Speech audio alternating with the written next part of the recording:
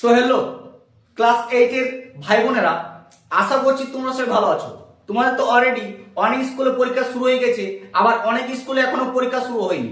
তাই তোমাদেরও বেশি সময় নষ্ট না করে ইতিহাস বিষয়ে বাছাই করা 12টি সেরা সাজেশন নিয়ে চলে এসেছি, যা তোমাদের এবছর 2025 ফাইনাল পরীক্ষার খুব ইম্পর্টেন্ট। কোন কোন প্রশ্নগুলি তোমাদের এবছর পড়তে পারে সেই প্রশ্নগুলি আজ তোমাদের সঙ্গে আলোচনা করব। চলো তাহলে তোমাদের সেই প্রশ্নগুলি ঝটপট দেখিয়ে দিই।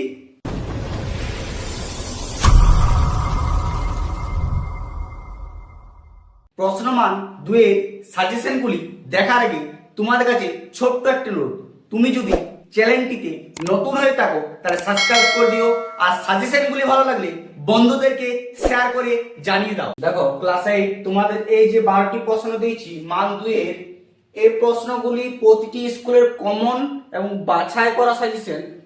দেখো প্রথম প্রশ্নটি হচ্ছে তোমাদের সবচেয়ে মোস্ট এবং গুরুত্বপূর্ণ, যেটা সভা সমিতি যুগ কাকে বলে, অথবা সূর্যাস্ত আইন কি বা কাকে বলে।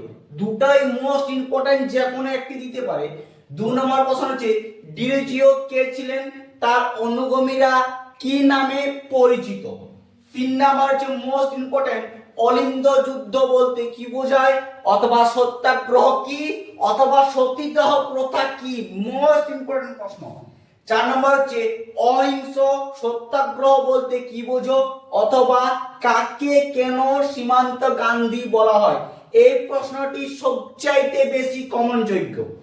5 নম্বর হচ্ছে ভারতের সংবিধান গণতান্ত্রিক শব্দটি তাৎপর্য লেখো, অথবা নব্যব্যঙ্গ কাদের বলা হয়। 6 নম্বর হচ্ছে গণতন্ত্র বলতে কি বোঝো, অথবা খলিফা কথার অর্থ কি। 7 নম্বর হচ্ছে কংগ্রেসের নরমপন্থী ও চরমপন্থী মধ্যে দুটি মূল পার্থক্য লেখো। 8 নম্বর হচ্ছে অবশিল্পায়ন বলতে কি বুঝো, অথবা চিরস্থায়ী বন্দোবস্ত দুটি বৈশিষ্ট্য লেখো। 9 নম্বর হচ্ছে সাঁওতাল বিদ্রোহের দুটি কারণ, অথবা হিন্দু মেলার উদ্দেশ্য কি ছিল। 10 নম্বর হচ্ছে মোস্ট ইম্পর্টেন্ট প্রশ্ন নরমপন্থী ও চরমপন্থী দুটি নেতার নাম লেখো। 11 নম্বর হচ্ছে পঞ্চায়েতের ব্যবস্থা কয়টি স্তর রয়েছে, অথবা অলিন্দ অভিযান কি। এবং মোস্ট লাস্ট প্রশ্ন তোমাদের হচ্ছে সংবিধান কাকে বলে, অথবা পাকিস্তান প্রস্তাব কি, বা রাওলাট আইন কি।